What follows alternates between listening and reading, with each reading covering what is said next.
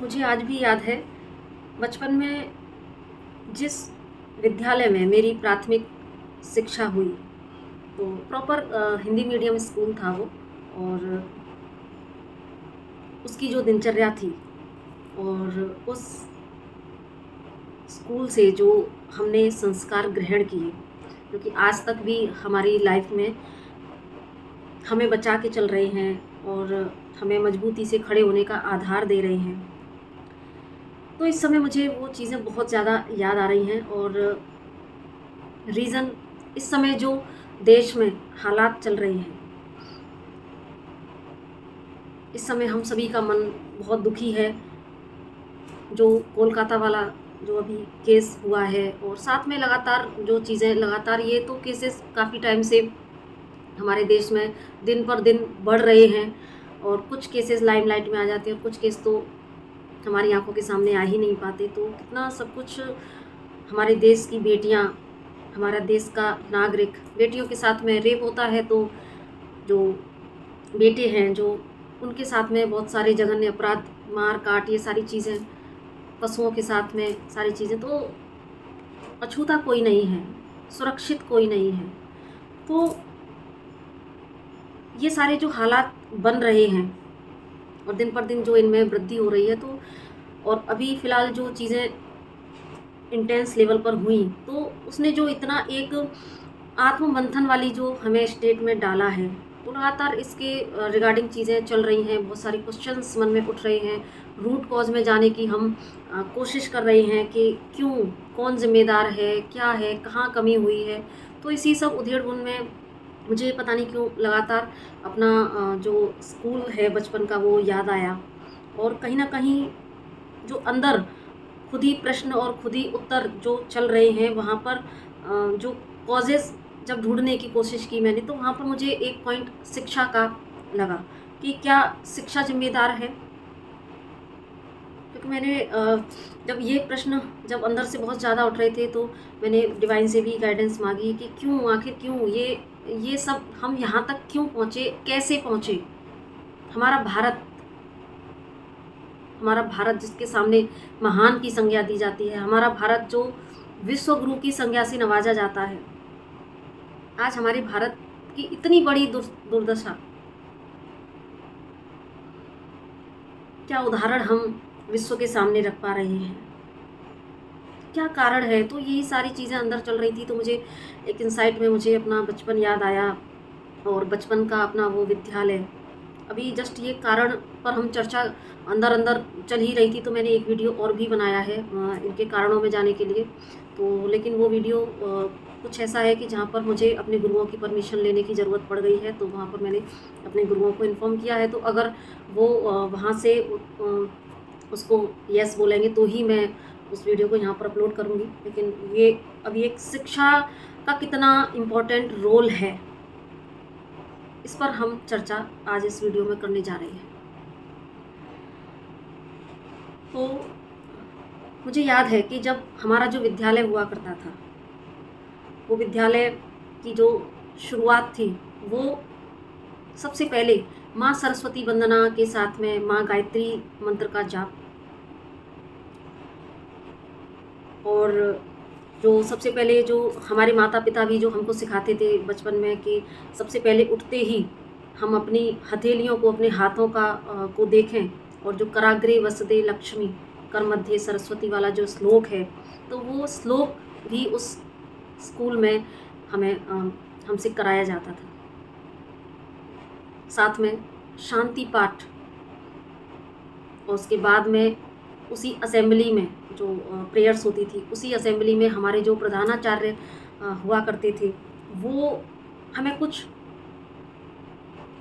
अच्छी अच्छी बातें, हमारे आचरण से संबंधी, हमारे जीवन से संबंधी हमें अच्छी अच्छी बातें बताया करते थे। तो उस समय हमारा जो विद्यालय था वो 8th क्लास तक ही था। लेकिन वो जो हमारी प्राइमरी जो शिक्षा थी, तो एक बच्चा, हम सभी जानते हैं कि प्राइमरी लेवल पर जब इतना छोटा बच्चा जहाँ तक होता है, तो उसको आप एक कोरिलेट होता है, जिस तरीके की चीज़ें आप उसको डाल देंगे, तो वो उसके सबकॉन्शियस माइंड में लाइफ टाइम तक के लिए चली जाती हैं। तो इस तरीके से शिक्षा का प्रावधान था उस समय। और फिर राष्ट्रीय गान जनगण मन, इसका पाठ। इसके बाद में तब हमारी शिक्षा शुरू हुआ करती थी, हमारे पीरियड्स लगा करते थे, और उसमें भी जो पहला हमारे जो जितने भी जो सब्जेक्ट्स हुआ करते थे, तो उसमें पहला जो हमारा सब्जेक्ट बेसिक हुआ करता था, जिससे शुरुआत होती थी, वो होती थी मोरल साइंस की, नैतिक शिक्षा।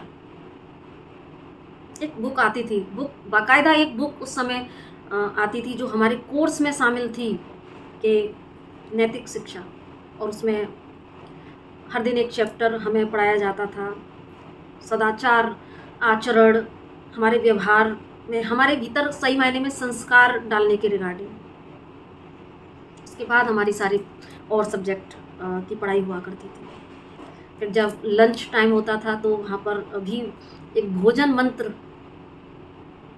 जो हमारे वेदों में लिखा गया है, तो भोजन मंत्र के साथ ही हमें खाना खाने की परमिशन मिलती थी। फिर जब विद्यालय की छुट्टी होती थी तो उस समय भी वंदे मातरम के साथ में हमारे स्कूल को क्लोज किया जाता था। और हमेशा बहन और भाई के संबोधन से हमें समझाया जाता था कि हमारे जो सहपाठी हैं वो हमारे भाई हैं, वो हमारी बहन हैं। तो इस तरीके से मुझे याद है आज भी, बहन दीप्ति या बहन जो भी अलग जो भी नाम है, बहन और भाई करके वहाँ पर बोला जाता था। और साथ में एक चीज़ और थी इतनी अच्छी, आज मैं ग्रेटिट्यूड से भर रही हूँ अपने उस विद्यालय के लिए। इससे पहले भी मुझे अंदर बहुत अच्छे भाव आते थे उसके लिए, जब जैसे जैसे मैंने ये समय देखा, और शायद मैं अभी इमोशनल भी हो रही हूँ कि उस विद्यालय ने मुझे क्या दिया। और मतलब जितना ग्रेटिट्यूड पे करूँ मैं उतना ही कम है अपने विद्यालय के लिए, उस विद्यालय के गुरुओं के लिए। आज भी मेरा सर सम्मान से झुक रहा है उनके लिए कि आज हम जो भी संस्कार के साथ में अपने जीवन में आगे बढ़ रहे हैं, तो वो उसमें हमारे गुरुओं का, हमारे उस प्राथमिक शिक्षा का, हमारे विद्यालय का बहुत बड़ा रोल है। और जो हमारे एग्ज़ाम का जो रिज़ल्ट आता था, तो उसके लिए मुझे अभी भी याद है कि एक पतली सी एक प्रगति पुस्तिका करके एक बुक हुआ करती थी, और उसमें एक कॉलम ऐसा हुआ करता था जहाँ पर कि लिखा रहता था कि यस नो में कि क्या ये बहन या भाई है ना, इस तरीके से ऐसे ये लगा के ऑब्लिक जो लगा के, क्या ये बहन भाई क्या अपनी माता पिता की बात मानते हैं, क्या फिर पॉइंट्स में लिखा होता था, क्या ये सूर्योदय से पहले उठते हैं, क्या ये अपने काम स्वयं करते हैं। तो इस तरीके से बहुत सारी जो हमारे व्यवहार को, हमारे आचरण को शुद्ध करे, पवित्र करे, और हमें आत्मनिर्भर बनाए, हमें एक अच्छा इंसान बनाए, इस तरह की वहाँ पर ये होती थी जो अभी मैंने आपको बताया। और वहाँ पर यस नो, और बड़े ईमानदारी के साथ में हमें ईमानदारी का पाठ पढ़ाया जाता था, और ईमानदारी के साथ में ही हमारे पेरेंट्स उनको वहाँ पर यस नो लिख के भेजते थे। और ये एक मूल्यांकन का आधार हुआ करता था कि नेक्स्ट जब यूटी होते थे या जो बड़े एग्ज़ाम होते थे, तो उस अगले में फिर वहाँ पर हमें सर, हमारे जो भी हमारे आचार्य जी जो हुआ करते थे, वो हमको समझाते थे, देखो अभी यहाँ पर तुम्हारा स्कोर ये है, नेक्स्ट तक तुम अपने ऊपर और काम करना, और वहाँ पर फिर तुम और अच्छे इंसान बनोगे। तो यानी कि हमारे मूल्यांकन का आधार हमें इस तरीके से न सिर्फ शिक्षा को साथ में लिया जाता था, बल्कि शिक्षा का मतलब ही होता है कि एक व्यक्ति का आमूल-चूल परिवर्तन, एक व्यक्ति का रूपांतरण। शिक्षा हमें भविष्य के लिए तैयार करती है, शिक्षा हमारे चरित्र का निर्माण करती है। तो उस समय जो शिक्षा हुआ करती थी वहाँ पर वो सिर्फ हमें कमर्शियल एंगल से नहीं, वो हमारे चरित्र का संपूर्ण विकास करती थी। और इसका जो भार, इसका बीड़ा उस समय के जो हमारे शिक्षक, हमारे गुरु हुआ करते थे, वो बाकायदा अपनी भूमिका बहुत ही ईमानदारी से निभाते थे। मुझे याद है समय समय पर हर महीने हमारे जो आचार्य जी हुआ करते थे, वो हमारे घर पर, हम सभी इतना बड़ा स्कूल था, इतने सारे विद्यार्थी हुआ करते थे, बावजूद इसके जितनी भी हमारे आचार्य लोग, जो मतलब जो शिक्षक लोग थे, हमारे गुरुजन, वो हमारे हर स्टूडेंट ग्रुप बना के और हर स्टूडेंट के घर जाते थे, और अलग अलग और वहाँ पर फिर एनालिसिस किया जाता था, शिकायत वो पूछते थे, पेरेंट्स बताते थे, फिर उन समस्याओं पर कैसे काम किया जा सकता है, बच्चे ने कितनी ग्रोथ की, कितना उसके चरित्र का विकास हुआ है, कितना वो व्यावहारिक रूप से वो सक्षम हुआ है, कितने संस्कार उसके भीतर पनप पा रहे हैं या वो मिसगाइड हो रहा है। तो इन सारी चीज़ों पर वहाँ पर विचार विमर्श किया जाता था, और जहाँ एक्स्ट्रा एफर्ट लगाने की ज़रूरत पड़ती थी तो हमारे जो शिक्षकगण थे वो एक्स्ट्रा एफर्ट भी लगाते थे। ये शिक्षा का स्वरूप हुआ करता था, और सही मायने में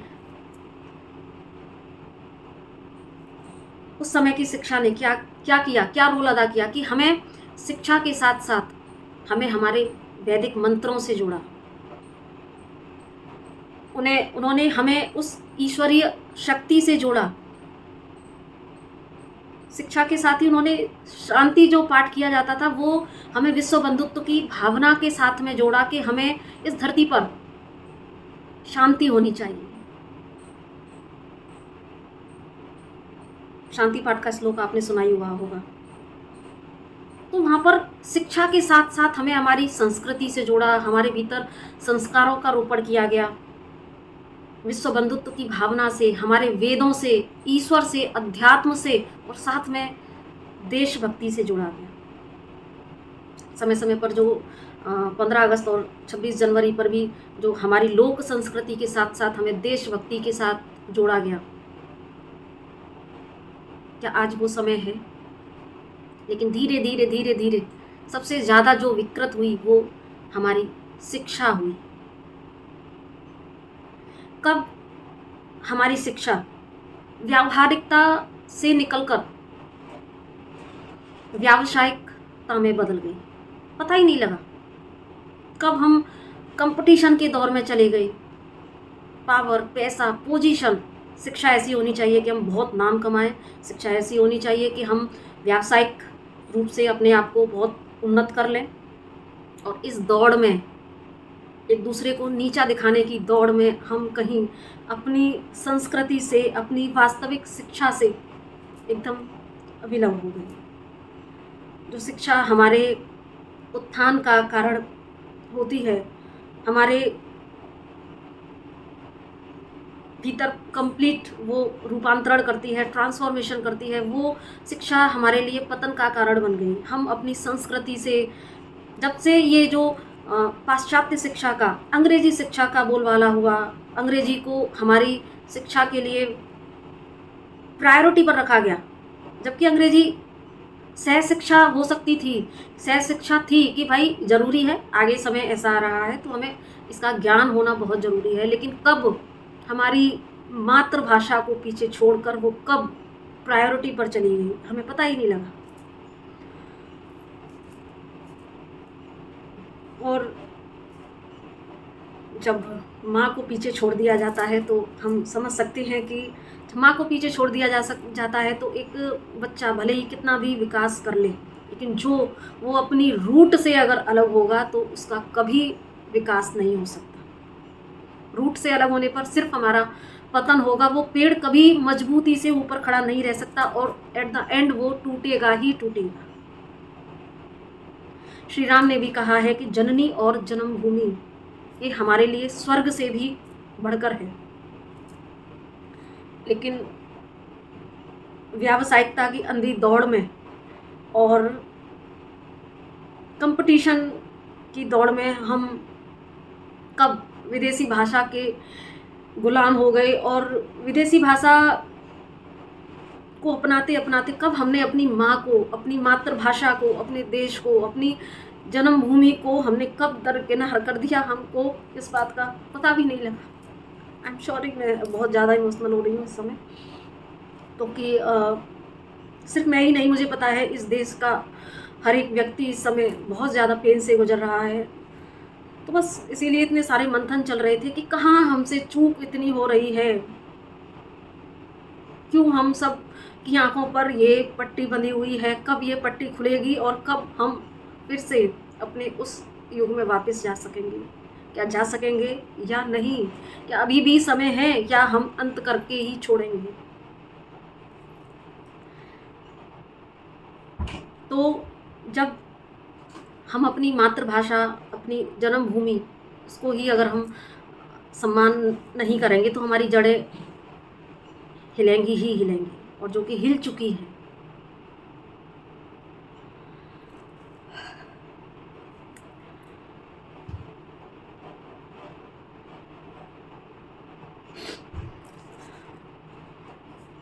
क्या अभी भी समय है?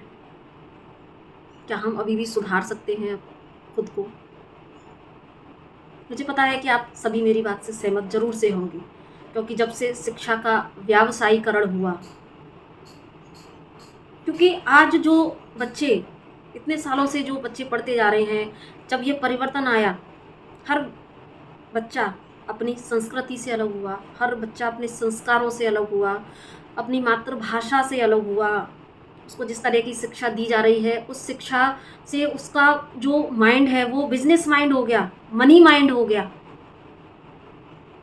जब इस तरह की पाश्चात्य शिक्षा पर जोर दिया गया तो कहीं ना कहीं ये ही बच्चे, हम बोलते हैं ना कि जो हमारे विद्यार्थी हैं वो हमारे देश का प्रतिनिधित्व करते हैं, आगे आने वाली जो जनरेशन होती है, आगे आने वाले समय का वो प्रतिनिधित्व करते हैं। तो इन्हीं में से कोई शिक्षक भी बनते हैं। लेकिन जब शिक्षक इस तरीके से ये शिक्षा ग्रहण करके, जब उनका माइंड ही मनी से पोषित है, उनका माइंड ही जब व्यावसायिकता से पोषित है, तो खुद अपने संस्कारों से, अपनी संस्कृति से, अपनी मातृभाषा के प्रति प्रेम से वंचित हैं, तो वो जो अपनी परंपरा है, वो जो अपनी धरोहर है, जो वो ट्रांसफ़र करते हैं, वो क्या ट्रांसफ़र कर पाएंगे, हम और आप अच्छी तरह से समझ सकते हैं।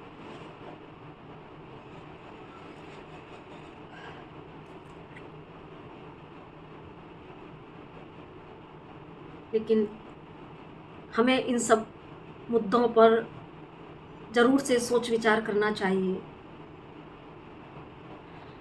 आज हमारी जो नींव मजबूत है, आज हमारे जो संस्कार मजबूत हैं, आज हमारे भीतर जो मानवता, जो करुणा अगर बची हुई है, तो वो सिर्फ हमारे उस शिक्षा की वजह से।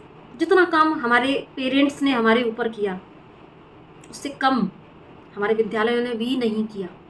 मतलब कहने का भाव, हमारे विद्यालय ने भी, हमारे शिक्षकों ने भी हमारे ऊपर उतना ही काम किया जितना कि हमारे माता पिता करते थे। इनफैक्ट हमारे शिक्षकों का योगदान शायद मुझे लगता है कि पेरेंट्स से भी ज़्यादा मुझे अब फील होता है, क्योंकि हमारे पेरेंट्स भी हमारे शिक्षक गण की छत्र छाया में हमें छोड़ देते थे, सौंप देते थे, कि बोलते थे कि आचार्य जी ये तो बच्चा मैं आपको सुपुर्द करता हूँ, आप ही इसका निर्माण करें। उनके कहने का भाव होता था कि आप इसको गढ़ दें, ये हम एक कच्ची मिट्टी आपको दे रहे हैं और आप इसका निर्माण करें।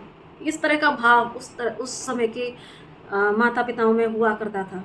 और शिक्षक भी अपना, क्योंकि वो खुद इस तरह की शिक्षा से पोषित थे, इस तरह के संस्कारों से पोषित थे, तो वो अपनी परंपरा को, वो अपने भीतर के संस्कारों को अपने छात्र छात्राओं में एज इट ट्रांसफ़र किया करती थी, पूरी जिम्मेदारी लिया करते थे।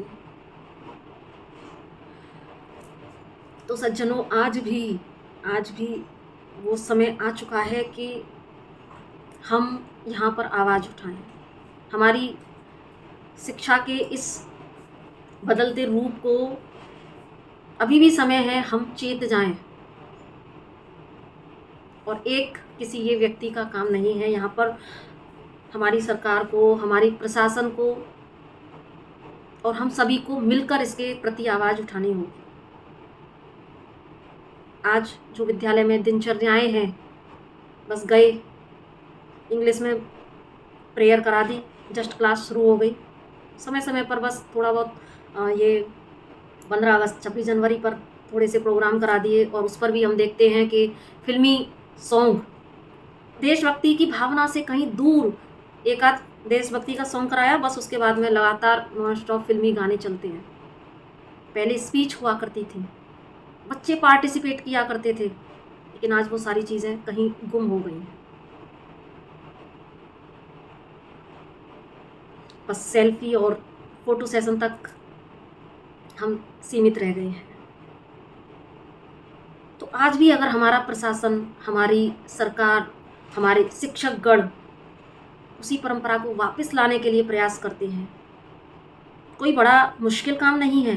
विद्यालयों में फिर से वैदिक मंत्रों का जाप कराना, विद्यालयों में नेशनल एंथम और ये वंदे मातरम का शांति पाठ का को कराना कोई मुश्किल नहीं है। फिर से शिक्षा को अध्यात्म के साथ में जोड़ना,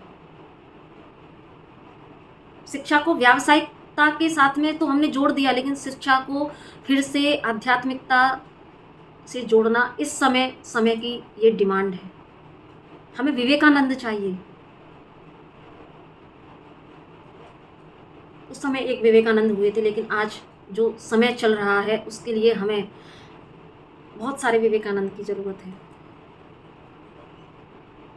तो ये इस समय ये समय की मांग है कि हम अपनी शिक्षा को फिर से पुनर्जीवित करें। शिक्षा जो सही मायने में शिक्षा है, शिक्षा को फिर से व्यावसायिकता के और विदेशी प्रभाव से निकालकर अपनी मातृभाषा से, अपनी संस्कृति से, अपने संस्कारों से फिर से जोड़ने का ये समय है।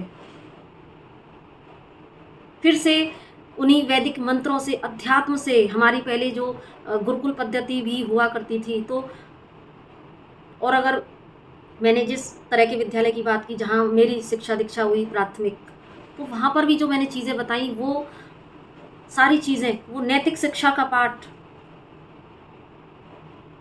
वो सदाचार बच्चों के भीतर भरना कि ये जो हम आज बोलते हैं ना कि हर माँ को अपने बच्चे को, अपने बेटों को समझाना चाहिए कि भाई हर स्त्री को, हर लड़की को अपनी बहन की नज़र से देखे।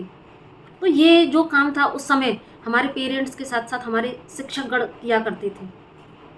तो कहीं ना कहीं हमें आज फिर से ज़रूरत है कि हमारे शिक्षकगण अवेयर हों, अवेकन हों, खुद उस अध्यात्म से जुड़ें और साथ में अपने विद्यार्थियों को वो चीज़ें ट्रांसफ़र करें, अपने विद्यार्थियों को अध्यात्म से जोड़ें साथ में। शिक्षा वही हमारे चरित्र का निर्माण कर सकती है जो हमारी संस्कृति से जुड़ी है, जो हम अध्यात्म से जुड़ी है। यहाँ पर अध्यात्म का मतलब आप समझ सकते हैं सही मायने में, जो यहाँ पर मैं किसी कर्मकांड की बात नहीं कर रही हूँ। अध्यात्म व्यक्ति के भीतर उसको उसके स्व से जोड़ता है, उसके हायर सेल्फ से जोड़ता है। अध्यात्म उसको सही मार्गदर्शन देता है। और भारत को यूं ही विश्व गुरु नहीं कहा जाता। आज हमारी अपनी ही सोच ने, हमारी संकीर्ण मानसिकता ने, पैसों की कंपटीशन की दौड़ ने हमें अपने आप से ही दूर कर दिया है। हम क्षुद्र स्वार्थ से परिपूर्ण हो गए हैं, सिर्फ मैं और मेरा। कभी जो विश्व बंधुत्व की भावना हमें विद्यालयों में सिखाई जाती थी वो आज गुम हो गई है। तो सज्जनों, इस पर बोलने के लिए बहुत सारी बातें हैं, लेकिन वीडियो काफ़ी लंबा हो चुका है और बस मैं आप लोगों के साथ में ये साझा करना चाहती थी। और कैसे भी चैन नहीं पड़ रहा इस समय जो हालात चल रहे हैं, तो जस्ट एक परिवार, आप मेरे परिवार होने के नाते तो मैं आपसे यहाँ डिस्कशन करने चली आती हूँ। और बस मैं आपसे ये गुजारिश करती हूँ, प्रार्थना करती हूँ कि प्लीज़ हम सबको मिलकर इसके प्रति आवाज़ उठानी है। और ये शुरुआत हम अपने घर से कर सकते हैं। हम अपने बच्चों को फिर से उस वैदिक संस्कृति से, मंत्राज से, अध्यात्म से जोड़ सकते हैं, क्योंकि विद्यालयों तक ये चीज़ें पहुंचना, वहाँ पर परिवर्तन आना एक बड़ा, यहाँ पर स्ट्रेंथ की ज़रूरत पड़ेगी। सबका एकजुट होकर इसके प्रति आवाज़ उठाना, ये सारी चीज़ें लगेंगी। लेकिन एक एक इकाई भी उठकर आवाज़ लगाती है तो हम समाज में परिवर्तन ला सकते हैं। इसीलिए हर एक व्यक्ति की अवेकनिंग की बात की जाती है कि जब एक व्यक्ति अवेकन होता है तो उससे उसका परिवार से समाज, और समाज से पूरे देश, और देश से पूरे विश्व का निर्माण होता है। तो आइए हम आज मंथन करें कि क्या जो शिक्षा हम ग्रहण कर रहे हैं, क्या वो शिक्षा पर्याप्त है? क्या उस शिक्षा से हम अपने बड़े बड़े गोल तो अचीव कर पा रहे हैं क्या? पर उस शिक्षा से हम अपनी आत्मा का गोल अचीव कर पा रहे हैं क्या? जो लक्ष्य लेकर उस ईश्वर ने हमें इस धरती पर भेजा, क्या उस लक्ष्य की तरफ हम जा पा रहे हैं या हम गर्त में, पतन में गिर रहे हैं? इतना विवेक हमें खुद लगाना होगा और सबको मिलकर एकजुट इसके लिए प्रयास करना होगा। एक भी व्यक्ति अपने आप को बदलने की ठान लेता है तो उसका फर्क जरूर से पड़ता है। हम ये ना सोचें कि अरे हमारे करने से क्या होगा, हम ये सोचें कि हम अगर प्रयास करेंगे, हम एक एग्जाम्पल सेट करेंगे तो हमारे एग्जाम्पल से, कहते हैं ना कि कोरी वक्तव्य से या सिर्फ स्पीच देने से परिवर्तन नहीं आता। कहते हैं ना, एक हमारा आचरण, हमारे आचरण से हम ऐसे उदाहरण पेश करें कि जहाँ पर व्यक्ति, समाज हमसे प्रेरणा लेकर अपने में परिवर्तन लाने का प्रयास करें। तो अपनी मातृभाषा, अपनी माँ, अपने शिक्षक, अपने गुरुओं को सम्मान करते हुए, और जो लोग भी शिक्षकगण हैं वो भी कहीं इस शिक्षा नीति पर थोड़ा सा विचार विमर्श करके सिर्फ सरकार के या प्रशासन के भरोसे ना बैठकर हम अपना कितना प्रयास कर सकते हैं, हम कितना एफर्ट कर सकते हैं, हम अपने भीतर आत्ममंथन कर कर हम एक स्टेप उठाएं तो ही हम समाज में परिवर्तन ला सकते हैं। अदरवाइज़ जैसा कि मैंने कहा कि जब हम अपनी रूट से अगर अलग हो गए तो पेड़ तो गिरना स्वाभाविक ही है। और फिर जब एक पेड़, विशाल पेड़ जब गिरता है तो अपने आसपास बड़ा भारी नुकसान करता है। इसीलिए अभी भी समय है कि हम सचेत हो जाएं। तो इसी के साथ मैं अपनी वाणी को विराम देती हूँ। अगर हो सके तो प्लीज़ इस वीडियो को ज़्यादा से ज़्यादा शेयर कर दीजिएगा, ताकि ये जो मंथन अभी मेरे भीतर चला, जो मैंने आपके समक्ष रखा, वो सभी और सोल्स के साथ के पास भी पहुँचे और हम मिलकर एकजुट होकर इसके प्रति कुछ अपना एक इंसान होने का हम धर्म निभा पाएँ, या हम अपने देश के एक नागरिक होने का धर्म निभा पाएँ। तो इसी के साथ में नमस्ते, राधे राधे।